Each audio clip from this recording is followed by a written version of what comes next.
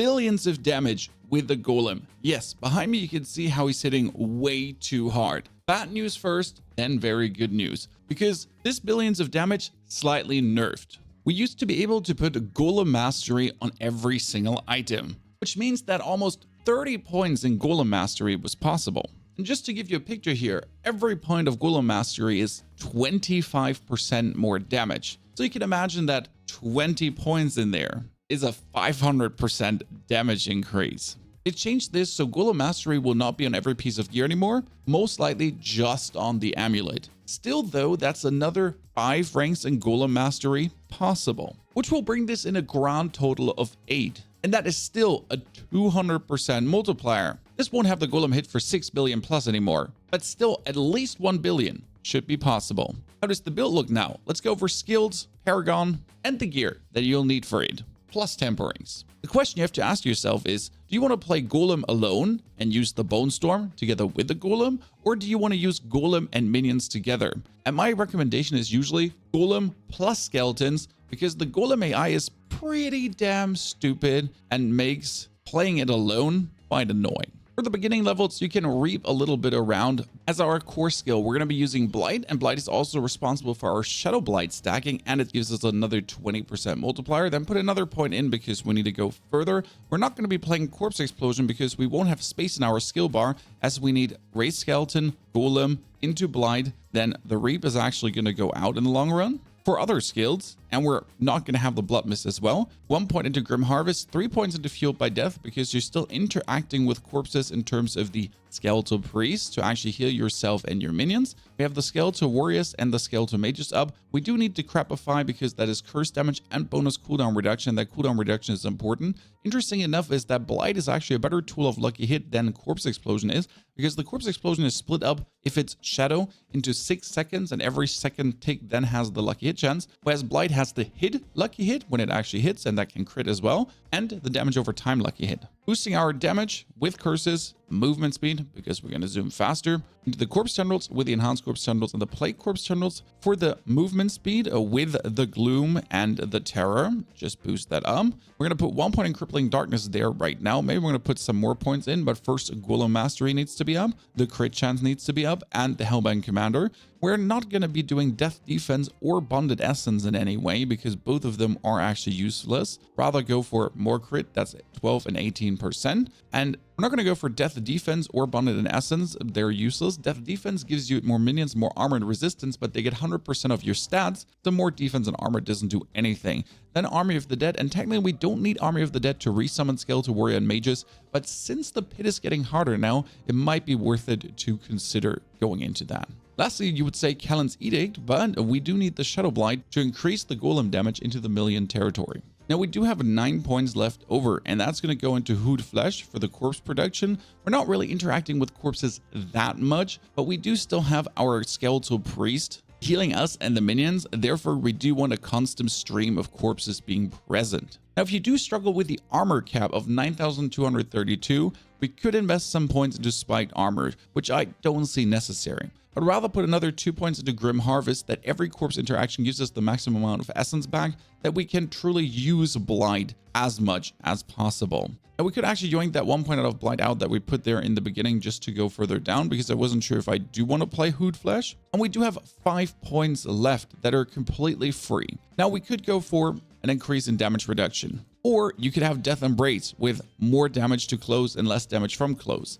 But you don't want to stand close to anything. What you want to stand close to is roughly your skeletons, and you want to stand behind your golem, but not so close that you're actually going to be hit by the enemies. Which brings me to the movement speed increase. That brings us up to Reaper's Pursuit, and honestly then just increase the thorns to the maximum, and then we're gonna not have to invest much into armor, because with the Spiked Armor we can focus gear wise to completely go only for damage rolls instead of any kind of total armor rolls. Skill bar looks following: a Race Skeleton together with Blight in the Corpse Tendrils, Army of the Dead, Golem, and Decrepify. We'll go through the gameplay loop after I show you the gear, because the aspects are kind of important to explain the gameplay loop. Before we head into the gear of the Book of the Dead though, for the warriors, we're going to go for the Reapers. Reapers wind up attacks now reduce one of your active cooldowns by 3 seconds. And the plan here is to reduce the cooldown of your Army of the Dead as much as possible. Standard Army of the Dead cooldown is sitting at 70 seconds. And with my basic Season 3 gear that's nothing special, I can already go down to 57.59 seconds. Season 4 can reduce it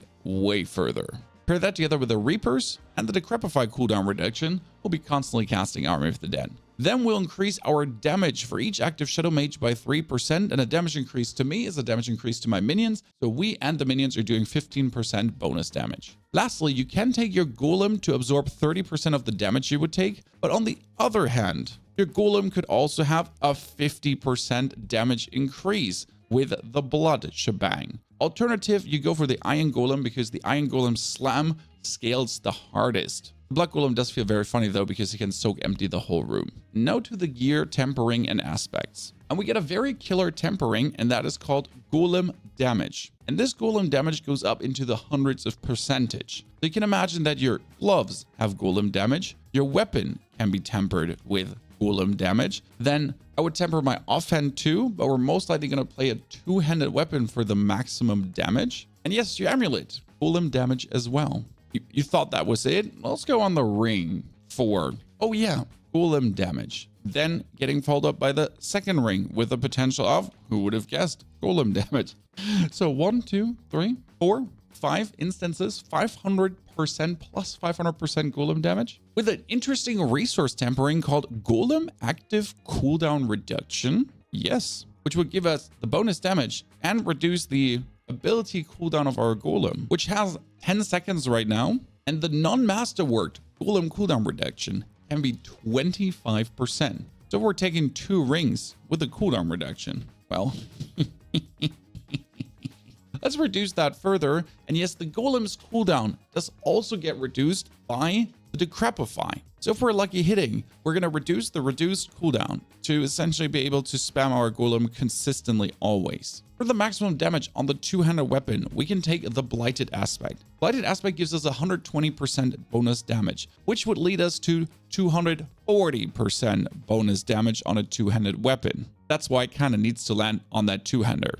Our second insane bonus would be Unyielding Commander on the Amulet. That's another 100% damage increase for the duration of your Army of the Dead. On your Amulet, it's not 100%, it's 150% damage increase. So we're getting a 240% with a 150% damage increase. And since our Shadow Mages are able with the insane attack speed to stack up the Shadow Blight as well, that one will be triggering always, more or less. Then to boost the damage of everyone, the aspect of Reanimation give us another 40% multiplier to everything our minions do, with the gloves having Frenzied Den, because we do need that 42% attack speed boost to our minions, as we're not playing Callan's Edict, because we want to reach 100% attack speed boost on every minion. We definitely want to look on the two-handed weapon for an attack speed stat. This can go up to 25% with greater affix even bigger, and that is the perfect combination together with then the Frenzied Den and what we're going to take in the Paragon Board to have our minions reach that 100% cap. Lastly, don't forget the Grasping Veins. That gives us the critical strike super bonus that will also go over to our minions if it finally works correctly. Another 20% critical strike chance and a 40% damage multiplier. Now let's not forget about the bonus skeletal minions. That would be Occult Dominion on our chest, and on our helmet we would probably play the Blood Getters to actually give us a heal and a damage multiplier, and that heal and damage multiplier that the Skeletal Priest does to our minions is now applied to ourselves as well, permanent healing. But if we get the damage multiplier, that damage multiplier then multiplies back to our minions as well, because we're getting the damage multiplier and then our minions are getting 100% of our stats, so they get the double, triple damage multiplier. Now we get pants and boots left over. For boots, I would usually choose a Metamorphosis, so we are able to kind of get out of trouble. So we have a kind of unstoppable happening. Since you can see, we don't have any unstoppable stat apart from, yes, you guessed right, the Golem. Because if the Golem cooldown is always active due to how we're playing, the Golem now makes us unstoppable. So in case we get frozen or stopped or anything, we can actually get out of danger by using the Golem. And that's where Metamorphosis is kind of like, sure, But one thing that I would rather prefer is Aspect of the Void, because with Aspect of the Void and Blight, you can be shooting your enemies into the face with Blight, instantly pull them together, spawn a corpse tendril, pull them together again, while your minions and your golem are just mashing them into pieces. That makes Blight a really nasty combination in this build to provide some kind of crowd control on top of the actual crowd control you're already doing. Lastly, on the pants, it's most likely going to be hardened bones, because that gives us a damage reduction for ourselves and for our minions. Talking about attack speed, the weapon can have a minion attack speed tempering, which should with the stat allow us to easily crest that 100% for the maximum 150% damage multiplier. On the 200% golem multiplier, because yes, the amulet definitely needs to have then the golem mastery going on. I can't put them on here right now because all the planners haven't updated the changes recently revealed in an interview. The main stats we're looking for is int to boost our all damage and everyone's damage, and then cooldown reduction. These are the predominant stats you want. Sure, maximum life to actually stay alive, but int and cooldown reduction on every item that can have int and cooldown reduction. On the amulet as well. Now on the weapon, we would kind of want to have a sword, because that would be critical strike damage, and then general critical strike damage, because that we multiply the best with our grasping veins and with the essence glyph later too. And since almost every item can have critical strike damage right now, that can go on our rings, can go on our second ring, and yes, that can even go on our gloves too. So everything gets critical strike damage. We're talking about 100% critical strike damage possible per item. Lastly, if you're not able to reach the armor goal, don't forget that armor is possible on an item, but rather look for int and maximum life. It actually has gotten a little bit boring now that the mastery ranks are being put off the items, that it's kind of like int, maximum life, int, maximum life. What we can do though is look for core skills, so ranks to core skills, because the ranks to core skills now work on our core skills like Blight, but not only on our core skills like Blight. Corpse Tendrils is now also a core skill. Yeah, because all the mastery skills down here for everyone are now core skills too. Utility and armor tempering, I would mostly go for Corpse Tendril size. That's insanity, because having a Corpse Tendril that really hits the whole screen helps a lot.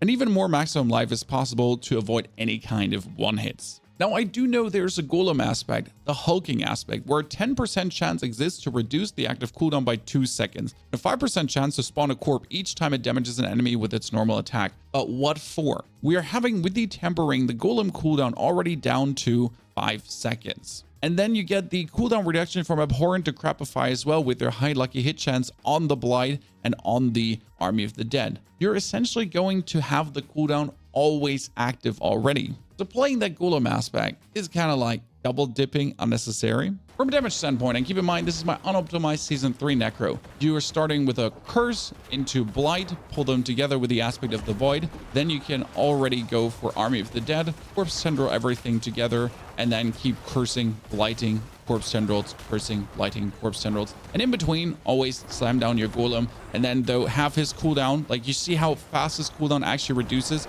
despite me not having this actually crazy optimized, it's always there. And we're not even having the active Golem cooldown reduction, cooldown reduced. Perfection. Now, how would the Paragon board look like with the Golem being active and with our minions slamming out left, right, and center? Because we're going to be kind of having both boosted with a focus on the Golem though. First glyph we're going to put in is Corporal. It gives us more movement speed and boosting the magic nodes. So why not? Simply some more damage, some more armor, some more everything. Moving upwards into the hulking monstrosity board straight away, as it's really easy to get in and out at the same time. And I would always turn it downwards because there's an easy way in. And the Golem board is actually a very good willpower board. We got 1, 2, 3, 4, 5, 6, 7, 8 willpower nodes. Alternative, we could think about playing Amplify, because Amplify boosts the magic nodes, right? And we're going to be taking Golem damage, Golem damage, Golem damage. Now, in order to get there, we're going to go over the left side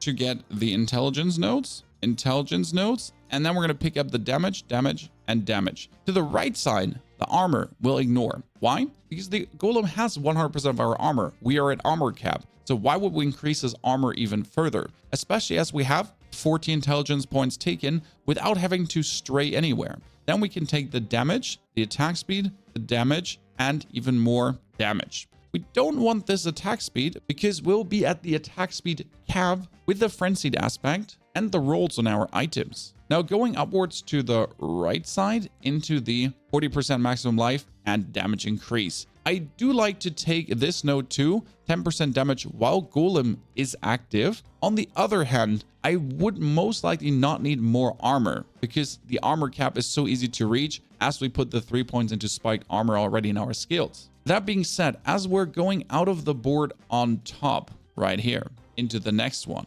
putting 2 points in is, I mean, we're just making it easier for us to get to the armor cap again, and we increase our damage a bit. And if we get more damage while Golem is active, all our minions are getting bonus damage while Golem is active, including the Golem itself. Now there is another damage node here on the right side and maximum life node. Maximum life not needed, damage would be nice, but the points invested, we simply don't have. The second path out of the board is, by the way, here on the left side, which would then bring us into the Send of Death board. The Send of Death board is simply brilliant because it provides us with critical strike damage to me and the minions, so I can hit harder with my Blight, with my Army of the Den, but mostly it's to just have our Golem critical strike harder than ever before. Let's get that up to the max. And then the Send of Death board is actually one of the best willpower boards because the willpower here is plenty easy to reach. You go out 1, 2, then 1, 2. That's already 20 willpower points without putting much effort in. We could go for another 1, 2 to get this, or alternative, if you don't want to go that way, you can go over the left side, take the damage to injured enemy increase, and then go out on the bottom. That would give us a 49 willpowers, boosting our Golem damage into insanity and multiplying his Golem damage even further.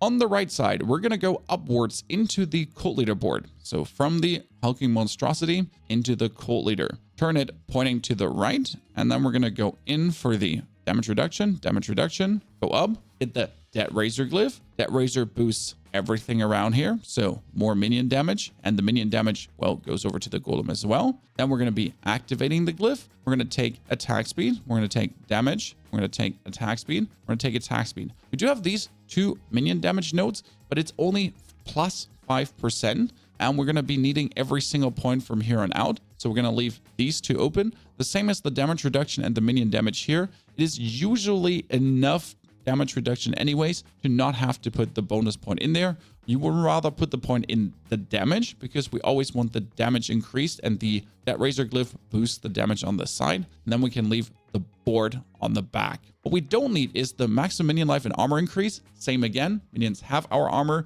We have 100% armor cap. It's good. What we do have is another 64 points left to activate at least 2 more glyphs. And one we would need is the Essence glyph. That one is usually best activated in the Bloodbath board as you're able to zoom through it without much effort. We're going to come from the bottom, take Dex, Dex, Dex, activate the Essence glyph, go up, Dex, Dex, Dex, and then we can just leave the board. That is an easy 30 points of Dex. And if you do 1, 2, bonus damage while fortified, and boom, 44. Now, could put 2 more points in, but we'll gotta be careful with our points because, well, it's only 37 left and we want 2 more glyphs activated. And one of the lowest point invested glyphs to activate is in the Bone Graft board, and we're talking about Exploit. Exploit would give us bonus damage versus vulnerable. And you notice here, we need 25 points in Dex to actually activate it. So we're gonna turn the board another 3 times. I'm gonna go in with 1, 2, 3, 4, 5, 6, 7, 8, 9, 10. And then 11, 12, 13, 14. Done. That's it. 14 points. 21 left. Remember, now we could just go out here on the sign because this is 1, 2, 3, 4, 5, 6, 7. Correct? Or we could go out on the bottom, which would be 1, 2, 3, 4, 5. So 2 points left to actually leave that board, for example. On the other hand, if we go out here with 7 points, we could join another 2 away. The 5 points down there are just too convincing to not easily take them. So it's 1, 2, 3, 4, 5 out of the Send of Death board. And we're going to go into the Flesh Eater, which would be another 40% bonus damage on corpse consumption. Now, we're not consuming corpses that much, correct? We're just consuming corpses a wee bit. Still though, 5 corpses consumed with our Skeletal Priest, 40% bonus damage. Why wouldn't we? That is another 1, 2, 3, 4, 5, 6 points. And we do have here the damage to elites happening. It would take us almost all the points we have to just get into the Flesh Eater node, which has us 1 single point left. And consider, how could we get anything activated here, and what will we especially activate? My thought would be, since there's so much dex very close to the node that we actually want, that we're going to take damage reduction against close enemies with Territorial, just in case that we walk close to the Golem and we do need that wee bit of damage reduction. Well, that's where this comes in nicely, and if I get more damage to close targets, my minions get more damage to close targets as well. And in order to activate this, I would only need 1, 2, 3, 4, 5, 6, 7, 8, 9, 10 points. That's it. That is 29 out of 25, and we get all the damage to elites on top. Now, that is, though, 10 points we need from somewhere. They're rather easy to be gained, though. Since diamonds are buffed now, we should be able to get rid of the resistance to all elements down here. Why is that? Because we're focusing on intelligence mostly, and more intelligence is more resistance as well. Should easily allow us to resistance out, and worst case scenario, on our pants, there's a stat called resistance to all elements. That stat on the pants, and we're done. But that has us still missing 6 more points. Which brings us back to the earlier plus 5% minion damage. And we could cut away the critical strike here on the left side in the Sin of Death board to still have the maximum critical strike damage on the right, the potion healing increase, but the left side a little bit whittled down, that we're then only missing 1 single point, and that could either be 5 willpower here or 8.5% golem damage. Considering that every 5 willpower is a 20% damage increase, I guess you losing 8.5 golem damage for the 20% damage increase makes kind of sense, allowing us to truly activate all of this. Like, I mean, that's 1, 2, 3, 4, 5, 6, 7 glyphs being activated while still boosting our damage to the max. Now, ladies and gentlemen, what do you think? The Golem Necromancer is something for you? Army of death and destruction, destroying bosses with 1-2 hits? Or are you rather looking for the other minion builds that are not playing the Golem? Rest in pieces, Mr. Golem. Tell me in the comments below, Team Big Boy or not? And watch the other 2 videos too. Thank you.